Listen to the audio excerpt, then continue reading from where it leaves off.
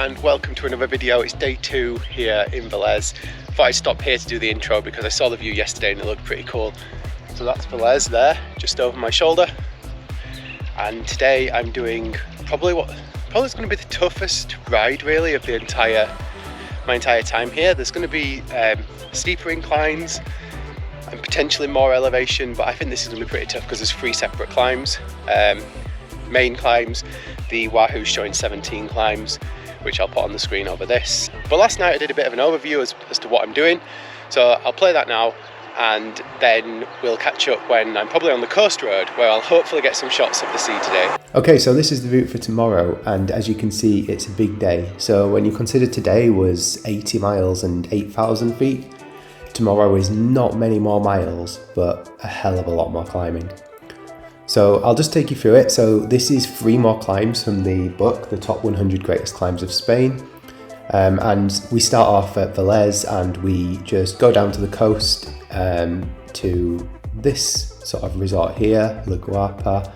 And that's a fairly steady ride. I say it's a steady ride. If we just look at that part of the ride itself, it's still 2,200 feet in 25 miles, which is, you know, I always say 1,000 feet per 10 miles is a hilly ride, and that's borderline that. So yeah, it's still pretty hilly just to get to the start, but that should be pretty okay. The plan is to start really early tomorrow, hence filming this right now in the evening before. So yeah, gonna get down there, maybe stop for a coffee at this point, and then do climb 1, which is Hazard de Lino. I don't know how to pronounce these. But yeah, that's number 79 in the book. So I can show you that on the Sierra Nevada website. So it's actually this climb. So yeah, as you can see, looks pretty picturesque. It is HC category, so pretty tough. 22 kilometers in length, nearly 1,300 meters, but an average gradient of 6%. But yeah, sections of over 20% you can see here, but they're not going to last very long. So yeah, that should be steady away, so that shouldn't be an issue. It looks absolutely stunning. And then once I get to the top, because I've built 3 of the top 100s into this, there is like an escape option. So I do a descent and I get to this junction here, and if I'm feeling like I don't think I'll make it because I'm just a bit tired, which I hope is not going to be the case because I'm feeling pretty good right now, then I can skip to this part here, so I can skip this next climb. But the plan is to carry on to, I think it's Torviscon. So yeah, carry on there and do the second climb, which is Porto de Torviscon in the climbs book, number 77. So I can show you that on the website. And yeah, just another stunning looking scenery. You've got the snow-topped mountains again, easier climb category, just a 2, same average gradient, but a lot shorter. So yeah, just scrolling through the pictures, yeah, pretty stunning. Then after this, do the, so that brings me here, so the point that I was already at when I climbed the first climb. So yeah, do the descent back to where we were, to that sort of like T-junction. And then that is basically the road back to Velez then. So if at that point I'm feeling tired, I can just go straight back to Velez, which is mostly downhill. So I've got another escape route there. However, if I feel like I can do climb number 3, which is number 76 Canar, which is just an out and back. So up that climb and back. It's pretty risk-free doing that climb, because even if I get halfway up it and blow up, I can still just roll back down the hill and home. So I think if I get to that point and don't do that, I must be feeling really bad.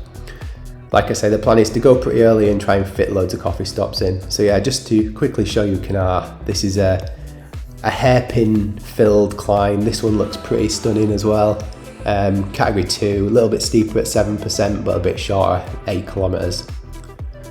Yeah, pretty stunning. I think this one's supposed to have a worse road surface, and I think once you get to the top of this one, you have the option of a gravel ride, which is pretty cool if you've got a gravel bike. There are a load of mountain bikers and gravel bikers around here.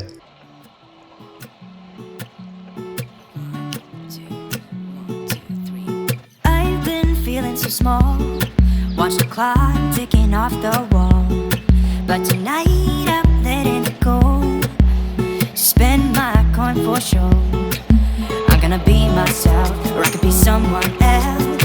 No one's stopping me now. I'm gonna skip my breaks, I'm gonna make mistakes. I just wanna feel alive.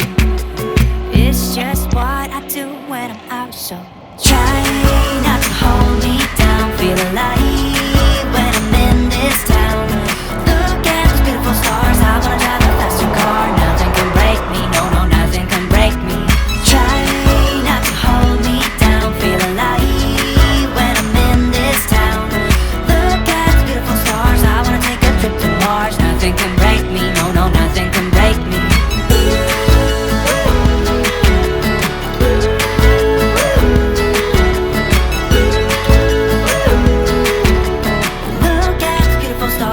Drive a faster car. So I hope I got some good shots there. There was loads of opportunity and I stopped a few times to get some shots. Absolutely stunning ride up the coast. It really was. Probably the best coastal road I've ever cycled on. So yeah, hope that came out good. I'm just at the foot of the climb now. My plan was to stop for a coffee if there was somewhere, but can't really see anywhere. So unfortunately I have just started the climb according to the Wahoo, but I'm not going for times or anything, so it doesn't really matter. So I'm just going to have a quick bite to eat, a bit of my water. Well, there's quite a bit left.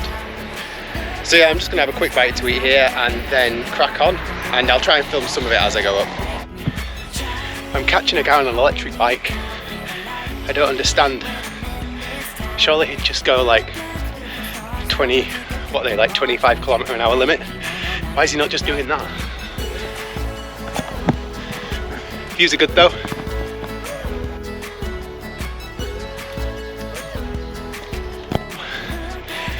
It's going really slow, I just don't get it all. Even in eco mode, you think he'd be way away from me. I'm gonna skip my breaks, I'm gonna make mistakes. I'm gonna skip my breaks, I'm gonna make mistakes. So just past the halfway mark, but done way over half the elevation, so should be less steep the second half, I hope. But yeah, it's pretty tough, up to sort of like 13% in places, but it's only tough because of the length of the climb. And there were some cyclists that were in front and did the natural thing where you have to catch them up, and then once you're past them, you have to try and make a gap because it just feels a bit awkward otherwise. So that didn't help me. But yeah, just going to take a few photos because the view is stunning. And then crack on to the top.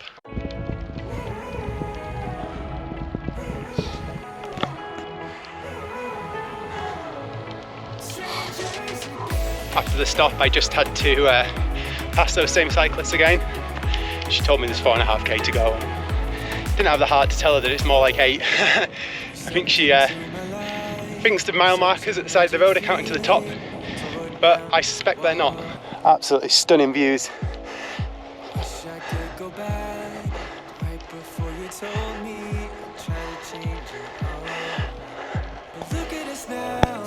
Made it to the top, and yeah, the Wahoo still says it's like 0.7 of a mile to go, so there is a bit of climbing, but this is where the cafe is, so I'm stopping. The cafe is just over there.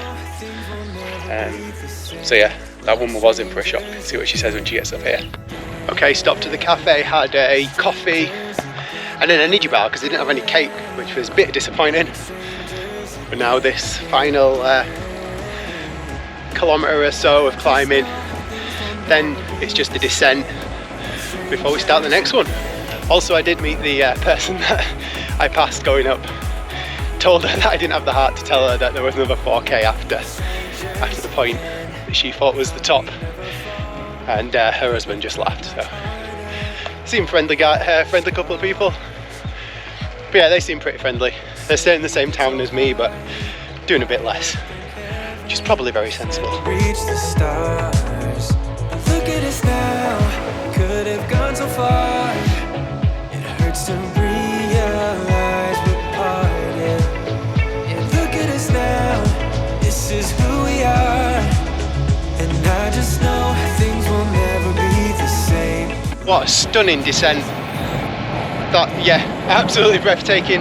Only filmed the last bit because the first bit was pretty steep, but it was just, the visibility was so good.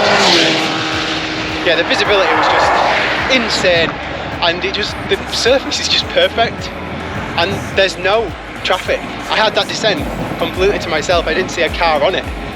It was just, yeah, incredible. 2 miles now to climb 2, although according to my Wahoo it's like climb 10 or something, but yeah, 2 miles to the start. I've only actually got 1 bar and one like jelly thing left, so I think halfway up this climb I'll have the jelly thing, and then we really need to find a cafe to have something to eat. It's sort of this pre-climb as part of it, so yeah, dead easy for the first sort of like 2 or 3 miles, and then it goes red. It is lovely though, so nice on the private roads pretty much. Top. Oh, that was tough. Way tougher than the first climb, and probably doesn't help that I've got like 7,000 feet in the legs already. But yeah, views pretty good. It's pretty windy up here. But yeah, I'm just going to, I didn't do any filming on the way up because it was just kind of get your head down and get up. So yeah, I'm going to roll along, stop at the first place I see that might sell something to eat and drink, and then roll down the hill, and then decide if I do this third climb when I get close. I think if I haven't managed to stop for food, then there's a 100% no. But yeah, let's see. So, stopped at the same cafe as last time and had a disappointing omelette. It's actually really expensive as well, especially from around here. But at least it's some food. So now it's just a mostly descent down, and then decide if we do this climb when I get down there. There's a petrol station as well, so I'll probably stop for like a Mars bar or something. So yeah, let's get on with this descent now. So put your hand in mine, I will be there every day. When you're sick of the climb, I will make sure it's okay. I know you didn't ask for any of this, but we reach for the sky. Pass with flying colors now.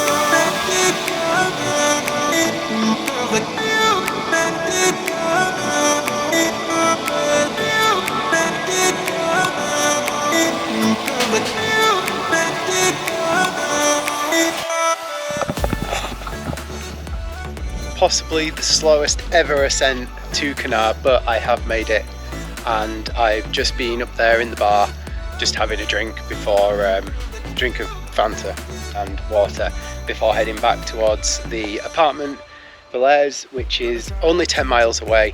There are a couple of lumps in that. Actually the Wahoos are putting half a mile of 10% average, but I don't actually think that's right. But it's 10 miles back, and about 9 miles of that is going to be downhill, so that's going to be really, really good. So yeah, you can see the view from the top here. Well, like every view, it's absolutely stunning, but the water there, I believe, is part of the same reservoir thing that's near the apartment near Villers. So yeah, you can see it's not far, it's just over there. So I'm going to end the video here because I'm just pretty knackered and it's been an absolutely epic day out. I'll put the stats on the screen now of how much climbing it is. I don't know what it is at the moment, I haven't checked. I know Ride with GPS thought it was going to be 14,000 in just under 100 miles, but Strava thought it was going to be 12,000. I think it's going to be somewhere in between.